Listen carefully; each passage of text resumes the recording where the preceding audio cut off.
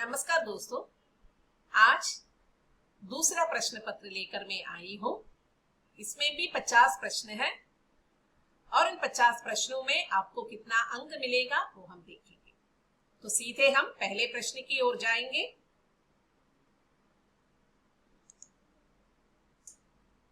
पौम-चरित किसकी रचना है?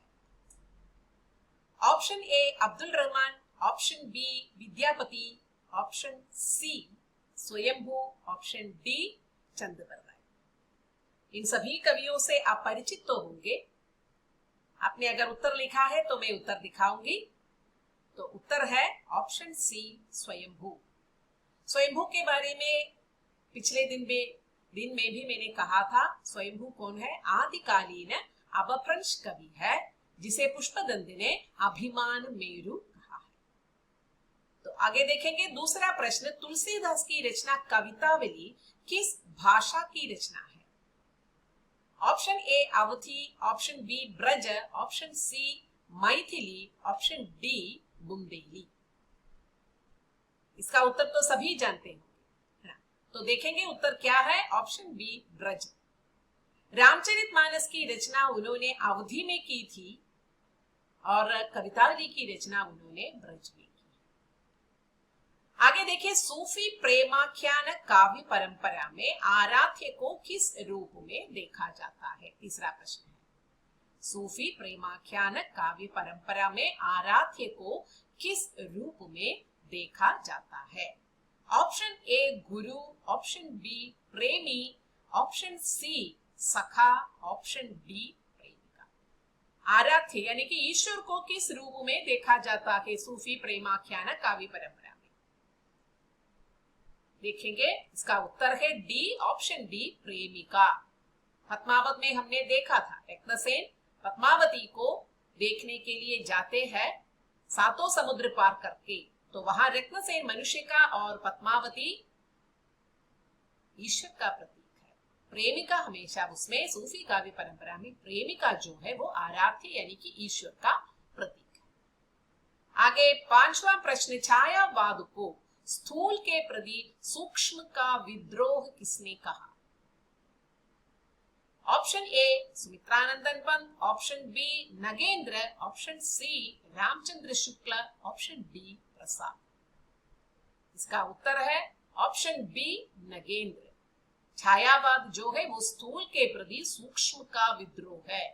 द्विवेदी युग में स्थूल वर्णन हो रहा था, लेकिन मानवीय भावों के सूक्ष्म भावों का वर्णन जो है वो छायावादी युग में हुआ था।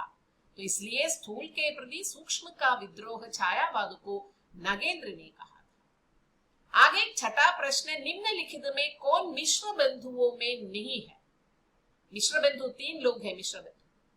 तो देखें, ए कृष्ण बिहारी मिश्र, बी श्याम बिहारी मिश्र, सी गणेश बिहारी मिश्र, डी सुखदेव बिहारी मिश्र।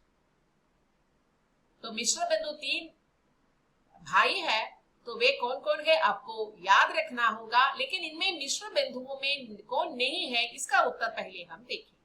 इसका उत्तर है कृष्ण बिहारी मिश्र। तो गणेश बिहारी मिश्र, श्याम बिहारी मिश्र और सुखदेव बिहारी मिश्र मिश्र बंधु है। आगे सातवां प्रश्न, रस गंगाधर के रचयिता कौन है? ए अभिनव गुप्त, बी दंडी, सी जगन्नाथ, डी विश्वनाथ। कल हमने विश्वनाथ के साहित्य दर्पण के बारे में, दंडी के काव्यादर्श के बारे में देखा था।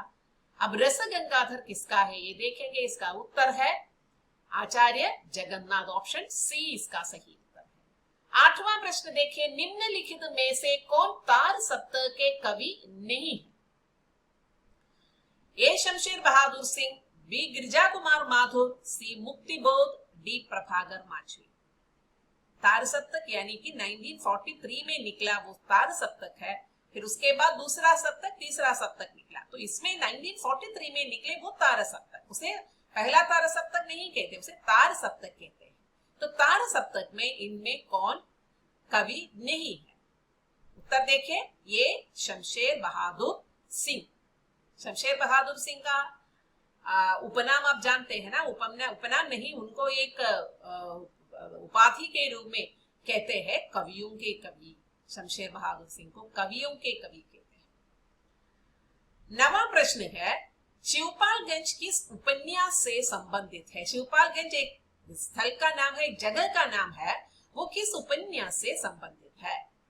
ऑप्शन ए विश्रामपुर का संत, ऑप्शन बी राग दरबारी, ऑप्शन सी आधा गांव, ऑप्शन डी मैला आंचल। उसे मैला आंचल पढ़िए, मिला आंचल लिखा है तो हिज्जे में गलती है, तो ऑप्शन डी मैला आंचल।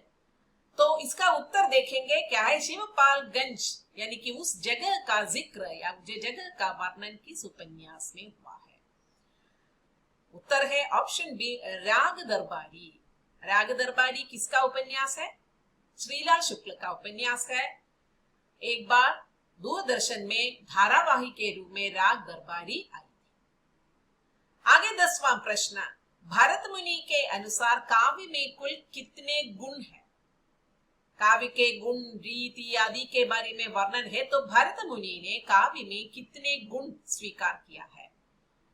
ए 10, बी 5, सी 3, डी 7। देखेंगे ये 10 उत्तर है, ऑप्शन ए 10। 11वां प्रश्न है, हिंदी वर्णमाला में अम और आहा क्या है? इन दोनों को एक विशेष नाम से पुकारा जाता है। ये स्वर नहीं है। ऑप्शन ए इसमें स्वर है, ऑप्शन बी व्यंजन है, ऑप्शन सी अयोगवाह है, ऑप्शन डी संयुक्ताक्षर है। इसका उत्तर सभी ने लिखा होगा। देखेंगे ऑप्शन सी अयोगवाह है। ये न तो व्यंजन है न तो स्वर है, इसे अयोगवाह संज्ञा से बुलाया जाता है, अम और आहा को। 12वां प्रश्न, अंथा युग किस नाट्य विधा के अंतर्गत आता है? कल के प्रश्न पत्र में भी यही आया था। अंधा युग किसकी कृति है? धर्मवीर भारती का। ऑप्शन ए गीति नाट्य, ऑप्शन बी नाटक, ऑप्शन सी रूपक, ऑप्शन डी प्रहसन। उत्तर क्या है? ऑप्शन ए गीति नाट्य। नाटक के रूप में लिखा है, इसमें गीत काफी रूप से गीतों का समावेश है, तो इसलिए इसे गीति नाट्य कहते हैं। 13वां प्रश्न, दो राह समय के रथ का धुरंधर नाद सुनो, सिंहासन खाली करो की जनता आती है। एक बार स्कूल के कोर्स बुक में ये कविता थी। कविता की पंक्ति है, दो राह समय के रथ का धुरंधर नाद सुनो, सिंहासन खाली करो कि जनता आती है। दो राह मैंने राह देने के लिए कहती है, जनता आती है। उपर्युक्त पंक्तियां किसकी कविता से उद्धृत है? ऑप्शन ए सुमन यानी कि Shivmangal Singh Suman, option B Ramdhari Singh Dinkar, option C Maithili Sharan Gupt, option D Janaki Vallabh Shastri. उत्तर क्या है? उत्तर है बी रामधारी सिंह दिनकर। दिनकर की कविता है सिंहासन खाली करो, उसी की पंक्तियां है ये। आगे 14वां प्रश्न, हिंदी के किस आलोचक ने देवरानी जेठानी की कहानी को हिंदी का पहला उपन्यास माना है? Option A Namvar Singh, option B Ramvilas Sharma, option C Vijay Mohan Singh, option D Gopal Rai. Shrinivas Das के परीक्षा गुरु को रामचंद्र शुक्ल ने पहला उपन्यास माना, लेकिन उसके पहले लिखी गई भागीरथी को, देवरानी जेठानी को कई आलोचक पहला उपन्यास मानते हैं। तो देखेंगे ये किस आलोचक ने देवरानी जेठानी को पहला उपन्यास माना था? ऑप्शन डी गोपाल राय। 15वां प्रश्न, समालोचनादर्श। हमने आलोचना के विकास में इस ग्रंथ के बारे में प्रश्न पूछा था। समालोचना आदर्श के शीर्षक से एसे ऑन क्रिटिसिज्म का अनुवाद किसने किया? एसे ऑन क्रिटिसिज्म इस इंग्लिश कृति है, उसे हिंदी में अनुवाद किया था समालोचना आदर्श के नाम पर। ये किसने किया था? Option A Ramchandra Shukla, option B Nagendra, option C Jagannath Das Ratnakar, option D Ramesh Kuntal Megh. उत्तर है सी जगन्नाथ दास रत्नाकर। अब हम देखेंगे 16वां प्रश्न, शिखर से सागर तक किस रचनाकार की जीवनी है? ये भी हमने देखा था आत्मकथा साहित्य के विकास में जीवनी के बारे में। Option A Nirala, option B Muktibodh, option C Agyeya, option D Dharmveer Bharati. Shikhar se Sagar तक एक इनमें से एक साहित्यकार की जीवनी है। उत्तर है सी, अज्ञेय। अज्ञेय की जीवनी है शिखर से सागर तक। अब 17वां प्रश्न, हिंदी में भक्ति धारा का उदय बाहरी आक्रमण की प्रतिक्रिया है। एक स्टेटमेंट है, हिंदी में भक्ति धारा का उदय बाहरी आक्रमण की प्रतिक्रिया है। दूसरा स्टेटमेंट देखिए, यह भारतीय साधना परंपरा का स्वतः स्फूर्त विकास है। प्रश्न है, इनमें कौन कौन सा सही है, या दोनों सही है या दोनों गलत है, लिखना है। ऑप्शन ए आ और आ दोनों सही, ऑप्शन बी आ और आ दोनों गलत, ऑप्शन सी आ गलत आ सही, ऑप्शन डी आ और आ दोनों आंशिक सही। उत्तर वही है, आ और आ दोनों आंशिक सही है। बाहरी आक्रमण से हुआ है, ये स्वतः स्फूर्त भावना भी है, लेकिन पूरी तरह से वो भी नहीं है, इसका कारण ये नहीं है, तो इसलिए आंशिक रूप से ये सही है।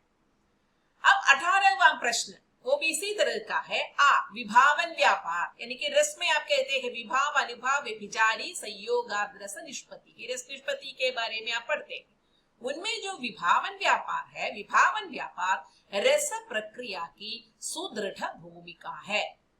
अगला स्टेटमेंट आ है, विभाव ही रस का हेतु है। तो ये आ आंशिक सही, आ गलत, बी आ और आ दोनों सही, सी आ गलत और आ आंशिक सही, डी आ सही और आ आंशिक सही। देखेंगे, डी आ सही और आ आंशिक सही। आ क्या है, विभावन व्यापार रस प्रक्रिया की सुदृढ़ भूमिका है, क्योंकि विभाव होना चाहिए, तभी तो रस निष्पत्ति में जो अवयव है, विभाव है, अनुभाव है, संचारी भाव है। विभाव, अनुभाव, व्यभिचारी, संयोग, रस निष्पत्ति, तो इसमें सुदृढ़ भूमिका विभावन व्यापार का है। विभाव ही रस की हेतु है, आंशिक रूप से सही, विभाव रस का एक हेतु है, ही रस की हेतु है हम नहीं कह सकते, क्योंकि विभाव के साथ अनुभाव, व्यभिचारी भाव आना चाहिए, तो इसलिए कहते हैं आ सही है, आ आंशिक रूप से सही है। अब 19वां प्रश्न, आ, छायावाद और रहस्यवाद में तात्विक भेद नहीं है। आ, छायावाद में अभिव्यक्ति की सूक्ष्मता और रहस्यवाद में अज्ञात के प्रति जिज्ञासा है। आ गलत, आ सही, आ सही, आ गलत, आ आंशिक सही, बी और बी सही, बी माने आ सही, आ सही और आ आंशिक सही। देखेंगे, आ आंशिक सही, यानी कि छायावाद और रहस्यवाद में कोई तात्विक अंतर नहीं है, ये आंशिक रूप से सही है, पूर्ण रूप से सही नहीं है। लेकिन बी सही है, क्यों, क्या है वो, रहस्यवाद में अज्ञात के प्रति जिज्ञासा होती है, ये सही है, तो इसलिए आ आंशिक सही, बी सही। इस तरह के वाक्य आ जाएंगे तो आप बहुत ध्यान से पढ़िएगा और आप याद कीजिएगा, आपने जो रिवाइज किया है उसे याद कीजिएगा, उसके बाद उत्तर लिखने की कोशिश कीजिएगा। आगे 20वां प्रश्न, वो भी इसी तरह के है। आ, नई कविता में निरूपित मनुष्य मात्र द्वंद्वग्रस्त है। आ, नई कविता मात्र व्यक्ति चेतना की कविता नहीं है। ये आ और आ दोनों सही, बी आ सही, आ गलत, सी आ आंशिक सही और आ सही, डी आ सही और आ आंशिक सही। उत्तर क्या है, आ आंशिक सही, यानी कि मात्र मनुष्य मात्र द्वंद्वग्रस्त है। नई कविता में द्वंद्वग्रस्त मनुष्य का चित्रण तो जरूर होता है, लेकिन सिर्फ द्वंद्वग्रस्त मानव का चित्रण नहीं होता, तो इसलिए वो आंशिक सही है, आ सही है, क्योंकि वो व्यक्ति मात्र का वर्णन नहीं है, उनमें समाज का चित्रण भी है।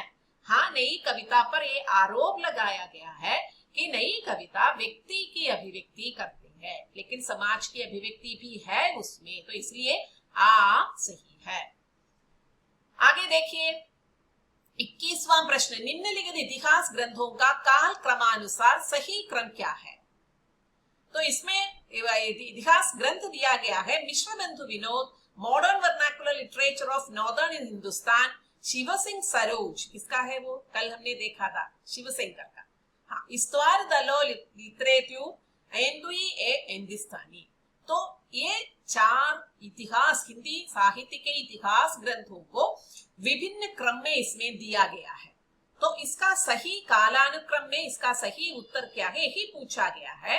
देखेंगे इसका है इस्तवार दला लिटरेट्यूर, लिटरेचर के लिए लिटरेट्यूर ऐंद्वी ए ऐंदिसनी ही हिंदी साहित्य का पहला इतिहास है। उसके बाद हिंदी कविता का इतिहास शिव सिंह सरोज, उसके बाद आ जाता है शिव सिंह का। फिर modern vernacular literature of northern Hindustan, उसके बाद और मिश्र बंधु के द्वारा लिखित मिश्र बंधु विनोद। तो बी ऑप्शन जो है वही सही है। और उसी तरह 22वां प्रश्न, नव जागरण कालीन सुधारवादी संस्थाओं की शुरुआत का सही क्रम कौन सा है? क्योंकि समाज सुधार के कई संस्थाओं की स्थापना हमारे देश में हुई, उनके सही क्रम क्या है? ऑप्शन ए ब्रह्म समाज, प्रार्थना Samaj, Arya Samaj, Ramakrishna Mission. Option B Ramakrishna Mission, Arya Samaj, Brahmo समाज, प्रार्थना समाज। तो इन चार समाजों को, चार संस्थाओं को विभिन्न क्रम में दिया गया है। इसका सही क्रम क्या है वही हमें देखना है। देखिए ऑप्शन ए सबसे पहला कौन सा आया था? ब्रह्म समाज, उसके बाद प्रार्थना समाज, उसके बाद आर्य समाज और फिर रामकृष्ण मिशन। कल हमने प्रार्थना समाज पर भी एक प्रश्न देखा था। ब्रह्म समाज, प्रार्थना समाज, आर्य समाज और रामकृष्ण मिशन, यही इसका सही कालानुक्रम है। आगे 23वां प्रश्न, छायावादी काव्यधारा के प्रमुख स्तंभों का, प्रमुख स्तंभ कौन कौन है? प्रसाद, पंत, निराला, महादेवी। तो छायावादी काव्यधारा के वो प्रमुख स्तंभों का जन्म तिथि के आधार पर सही क्रम क्या है? पंत, प्रसाद, निराला, महादेवी, इन चारों को हमें सही क्रम में रखना है। देखिए प्रसाद और प्रसाद के बाद निराला और निराला के बाद पंत और फिर महादेवी, जन्म तिथि के आधार पर। आगे देखिए 24वां प्रश्न, प्रकाशन की दृष्टि से निम्न काव्य कृतियों का सही क्रम क्या है? गीत फरोश, युगवाणी, हरि खास पर, क्षण भर, कुकुरमुत्ता। तो ये चार काव्य कविताएं हैं। किनकी कविताएं हैं? गीत फरोश भवानी प्रसाद मिश्र की है, युगवाणी पंत की है, हरि खास पर, क्षण पर अज्ञेय की है, कुकुरमुत्ता निराला की है। तो इसका सही क्रम हमें लिखना है। तो देखेंगे उत्तर क्या है? डी, ऑप्शन डी इसका सही उत्तर है। युगवाणी यानी कि पंत की युगवाणी पहले आई, उसके बाद निराला की कुकुरमुत्ता, फिर अज्ञेय की हरि खास पर, क्षण भर और उसके बाद भवानी प्रसाद मिश्र की गीत फरोश। आगे 25वां प्रश्न है, निराला के उपन्यासों का प्रकाशन की दृष्टि से सही अनुक्रम क्या है? निराला ने उपन्यास भी लिखे हैं, तो उनके उपन्यास के अप्सरा, अलका, निरुपमा, प्रभावती, इनको प्रकाशन की दृष्टि से इनका सही अनुक्रम लिखना है। देखेंगे इसका उत्तर क्या है। ऑप्शन ए अप्सरा सबसे पहले प्रकाशित हुआ, उसके बाद अलका, निरुपमा और प्रभावती। तो यही ऑप्शन ए इसका सही उत्तर है। आगे 26वां प्रश्न, आधुनिक हिंदी कविता के प्रमुख आंदोलनों का सही अनुक्रम क्या है? प्रगतिवाद, प्रयोगवाद, नई कविता, अकविता।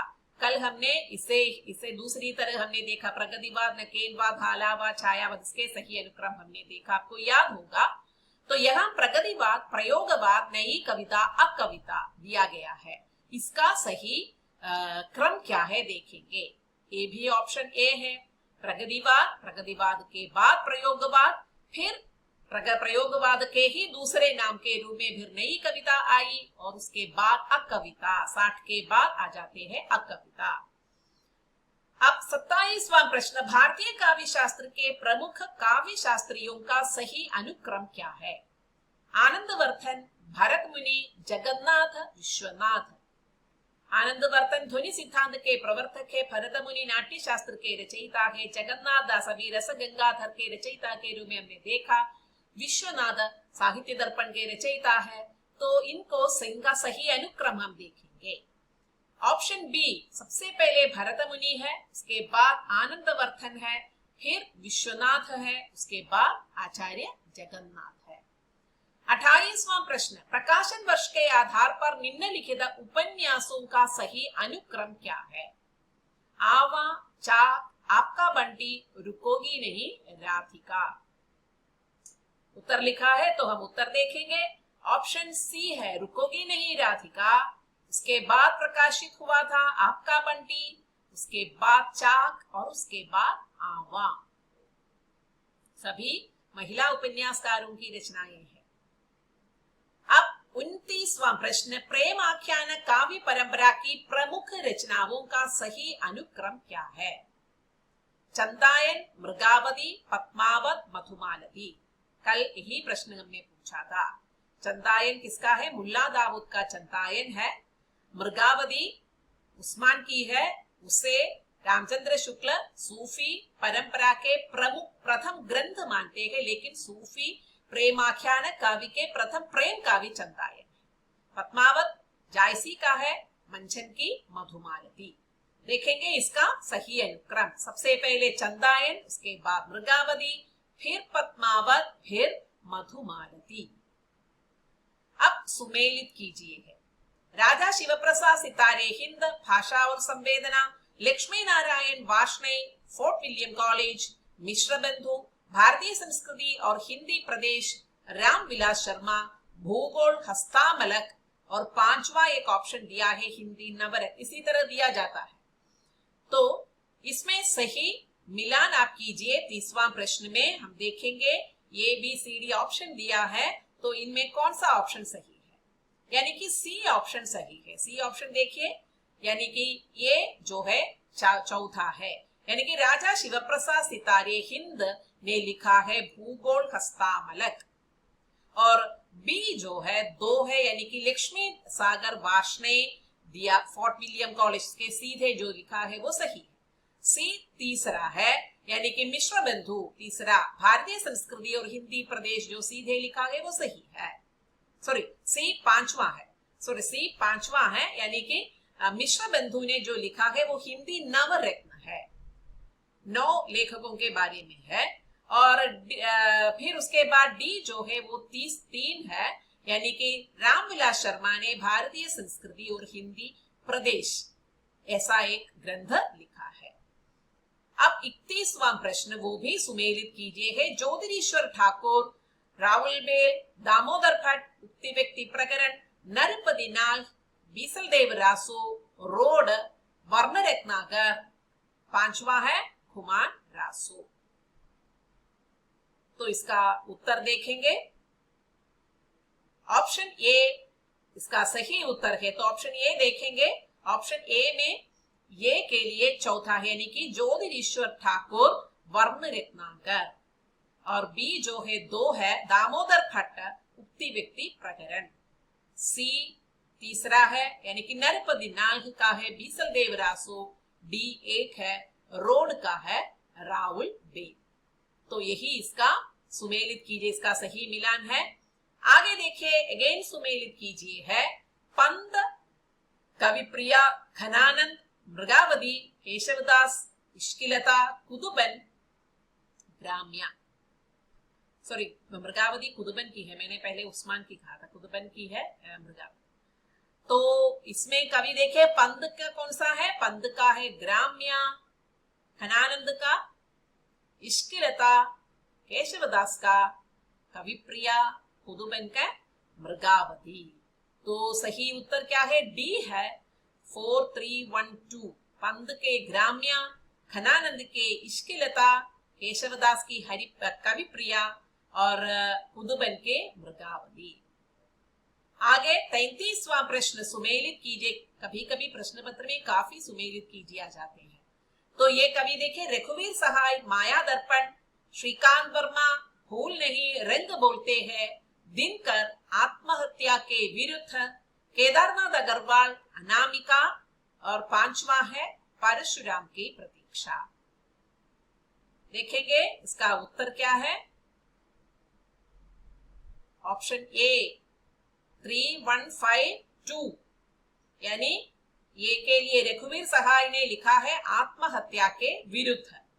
फिर श्रीकांत वर्मा ने माया दर्पण लिखा है, दिनकर ने परशुराम की प्रतीक्षा लिखा है, केदारनाथ अग्रवाल ने फूल नहीं रंग बोलते हैं लिखा है। 34वां प्रश्न, अगेन सुमेलित कीजिए। नागार्जुन, संशय की एक रात, नरेश मेहता, अकाल में सारस, भवानी प्रसाद मिश्र, सतपुड़ा के जंगल, केदारनाथ सिंह, युगधारा, आत्मजयी, पांचवा। तो नागार्जुन का क्या है? सतपुड़ा के जंगल है। नरेश मेहता का क्या है? संशय की एक रात है। भवानी प्रसाद मिश्र का क्या है? भवानी प्रसाद मिश्र का तीसरा है वो बी है 3। भवानी प्रसाद मिश्र गलत है, एक मिनट, B4132, ठीक है। नागार्जुन का युग धारा है तो गलत हो गई। नागार्जुन का युग धारा है। नरेश मेहता का सतपुड़ा के संशय की एक रात है। भवानी प्रसाद मिश्र का सीधे लिखा जो सही है सतपुड़ा के जंगल है। केदारनाथ सिंह का काल में सारस है। बहुत ही अच्छी करता है काल में सारस। आगे 35वां प्रश्न अगेन सुमेलित कीजिए है। साहित्य आलोचन रामचंद्र शुक्ल, रस मीमांसा विद्यानिवास मिश्र, ठेले पर हिमालय धर्मवीर भारती, तमाल के झरोके से श्याम सुंदर दास। तो ये आलोचना ग्रंथ है। हमने आलोचना वो जो प्रश्न पत्र जो दिया था उसी में सब आगे थे। देखेंगे ऑप्शन डी सही उत्तर है। ये साहित्य आलोचन लिखा है किसने? श्याम सुंदर दास ने। रस मीमांसा लिखा था रामचंद्र शुक्ल ने। ठेले पर हिमालय धर्मवीर भारती ने। तमाल के झरोके से विद्यानिवास मिश्र ने। अब 36वां प्रश्न सुमेलित कीजिए। कृष्णा सोबती कितने पाकिस्तान? श्रीलाल शुक्ल, टोपी शुक्ला, राही माजूम रजा, समय सरगम, कमलेश्वर, विश्रामपुर का संत। तो ये शायद आपको जल्दी आप लिख पाएंगे। कृष्णा सोबती का क्या है? समय सरगम। उसके बाद श्रीलाल शुक्ल का क्या है? विश्रामपुर का संत। राही मासूम रजा का टोपी शुक्ला है। कमलेश्वर का कितने पाकिस्तान है? देखेंगे तो ऑप्शन ए सही उत्तर है। कृष्णा सोबती का समय सरगम है। श्रीलाल शुक्ल का विश्रामपुर का संत है। राही मासूम रजा का टोपी शुक्ला है। और कमलेश्वर का कितने पाकिस्तान है? आगे चले। 37वां प्रश्न सुमेलित कीजिए। गुलेरी चंद्रधर शर्मा गुलेरी, पर्दा रामचंद्र शुक्ल, बुद्धू का कांटा, यशपाल दोपहर का भोजन, अमरकांत 11 वर्ष का समय। तो गुलेरी के बारे में हमने कहा था सिर्फ 3 कहानियां लिखकर हिंदी साहित्य के इतिहास में सबसे प्रथम स्थान पाया था चंद्रधर शर्मा गुलेरी ने। तो देखेंगे ऑप्शन क्या है? ऑप्शन सी है। ऑप्शन सी क्या है? गुलेरी बुद्धू का कांटा। उनकी 3 कहानियां हैं। तीनों कहानियों का नाम क्या है? उसने कहा था बुद्धू का कांटा, सुखमय भोजन। तो ये आपको याद रखनी है, सुखमय जीवन। तो ये आगे गुलेरी का बुद्धू का कांटा है। रामचंद्र शुक्ल का बी है। बी किसका है? चौथा है रामचंद्र शुक्ल का 11 वर्ष का समय है। यशपाल का पर्दा है। अमरकांत का दोपहर का भोजन। अमरकांत ज्ञानपीठ पुरस्कार से सम्मानित साहित्यकार है अमरकांत। उनका है दोपहर का भोजन। आगे 38वां प्रश्न अगेन सुमेलित कीजिए। निर्मल वर्मा, कोशिका खटवार, मार्कंडेय, कसाईवाड़ा, शिवमूर्ति, हंसा जाई अकेला, शेखर जोशी, लंदन की एक रात। देखेंगे वो सी है उसका उत्तर। सी यानी कि निर्मल वर्मा लंदन की एक रात, मार्कंडेय हंसा जाई अकेला, शिवमूर्ति कसाईवाड़ा, शेखर जोशी कोशिका खटवार। 4 3 2 1 काउंटडाउन है। तो 39वां प्रश्न भी सुमेलित कीजिए है। ज्यो ज्यो निहारिये नेरे हुए नैननी, वो एक पंक्तियां हैं। पद्मागर ऊंचे खोर मंदिर के अंदर रहने वाली घनानन, नैन नचाई कहियो मुस्काई मतिराम, रावरे रूप की रीति अनुभूषण। इसी तरह पंक्तियां पूछे जा सकते हैं। तो उनमें आप ध्यान से देख लीजिएगा। भाषा की दृष्टि से आप उसे पहचानने की कोशिश कीजिए। तो इसी तरह कुछ क्लू के आधार पर ही आप इसे पहचान सकते हैं। तो ऑप्शन ए इसका सही उत्तर है, यानी कि ये 3 है। जो जो निहारिये नेरे हुए नैनानी, मदिराम की है। ऊंचे खोर मंदिर के अंदर रहने वाली, वो भूषण की है। और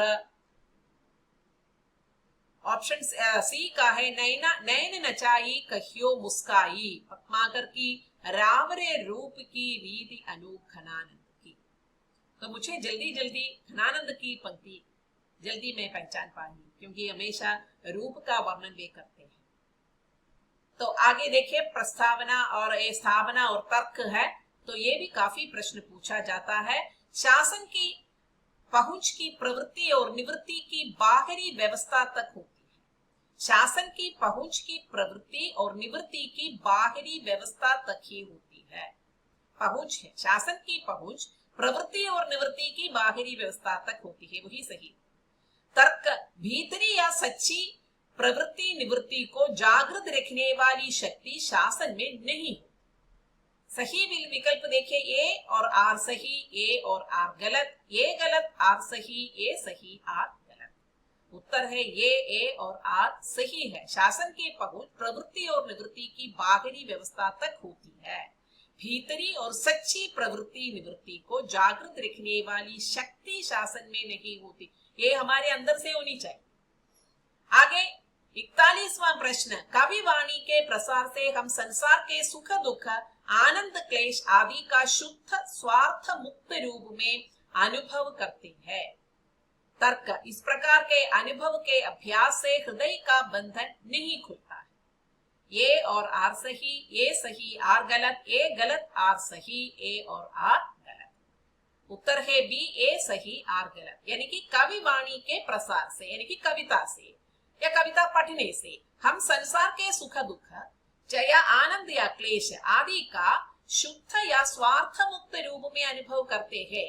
क्योंकि कविता पढ़ने से हमें इन भावों का अनुभव होता है ही, इसमें बताए सही है, तो इसलिए वो ये सही है। अब आर गलत क्यों है? इस प्रकार के अनुभव के अभ्यास से हृदय का बंधन नहीं खुलता है, वो गलत है। क्योंकि हमारे हृदय का बंधन तो खुल जाता है। इस तरह के कविता पढ़ने से हमारे अंदर से जो दुख है वो इस तरह हम रोक कर बाहर निकाल देते हैं। जैसे कि अरिस्टोटल ने वो जो कैथारसिस में जो का विरेचन सिद्धांत में जो कहा था। अब 42वां प्रश्न, भक्ति में लेन देन का भाव नहीं रहता, समर्पण भक्ति का मूल है। तो ये आसान है। ए गलत आर सही, ए और आर गलत, ए सही और आर गलत, ए और आर सही। डी ए और आर सही, क्योंकि भक्ति में समर्पण भक्ति का मूल भी है, उसमें लेन देन का भाव नहीं है। मैं इतना भक्ति करूंगा इसलिए ईश्वर तू मुझे यही दे दो, ऐसा लेन देन उसमें नहीं होता। तो ये दोनों सही है।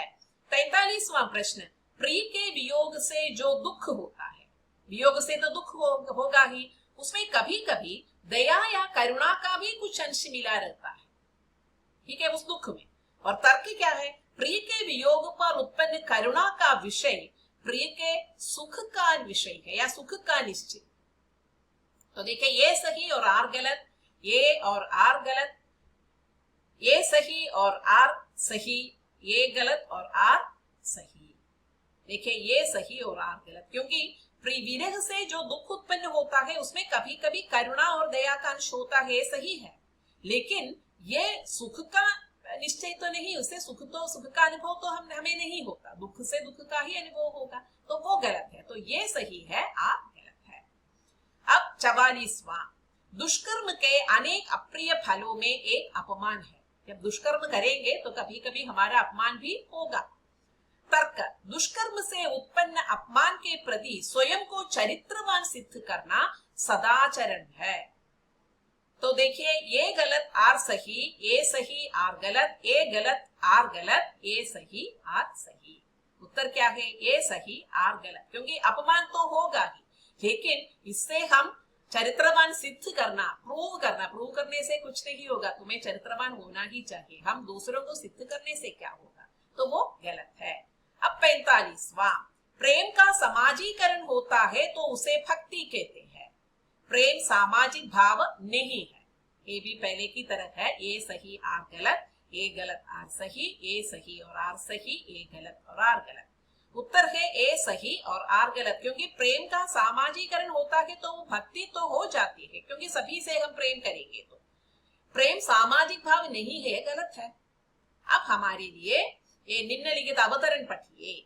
प्राचीन और मध्यकालीन आर्य भाषाओं यानी कि संस्कृत, प्राकृत, अपभ्रंश का क्षेत्र सार्वदेशिक था।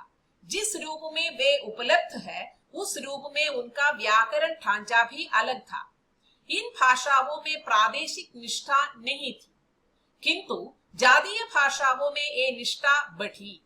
संस्कृत से प्राकृत, प्राकृत से अपभ्रंश और अपभ्रंश से उत्तर भारत की आधुनिक आर्य भाषाओं का विकास हुआ, ऐसा विश्वास किया जाता रहा है और इसके लिए सिद्धांत भी गढ़े गए। किंतु अब ये घोषणा की हिंदी या बंगला आदि अपभ्रंश से निकली और फिर खंडित हो चुकी है।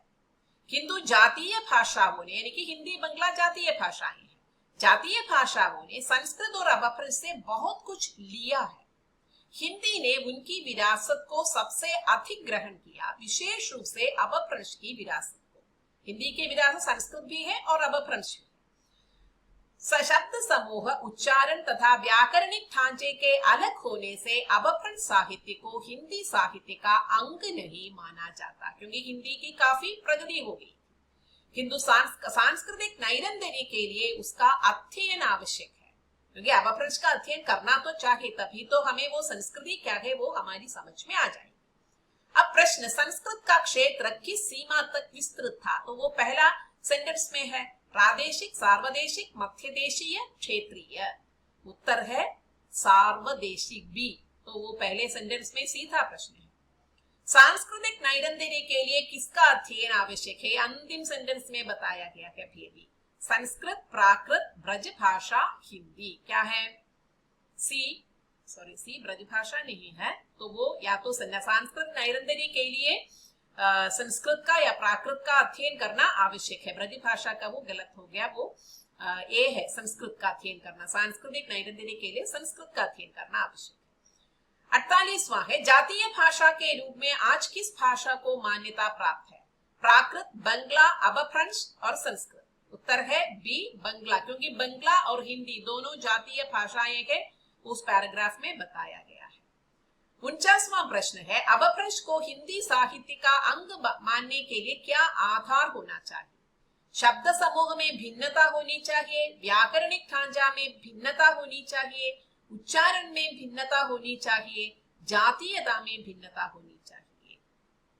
उत्तर है जातीयता में भिन्नता होनी, क्योंकि जातीय भाषाएं क्या है, उनसे लिया, अपभ्रंश से लिया है, फिर खंडित हो चुकी है। जातीयता में भिन्नता होनी चाहिए। 50वां प्रश्न, संस्कृत से सीधा संबंध किस भाषा का है? प्राकृत, अपभ्रंश, आधुनिक भारतीय भाषाएं, डी हिंदी। उत्तर है प्राकृत, क्योंकि संस्कृत से प्राकृत, प्राकृत से अपभ्रंश और अपभ्रंश से हिंदी, यही भाषा का विकास के रूप में हम पढ़ते हैं। तो संस्कृत का सीधा संबंध प्राकृत से है, फिर उसके बाद अपभ्रंश और उसके बाद। तो यहीं पर हमारा ये प्रश्न पत्र समाप्त हो जाता है और कल एक और प्रश्न पत्र लेकर फिर से हाजिर होगी। धन्यवाद।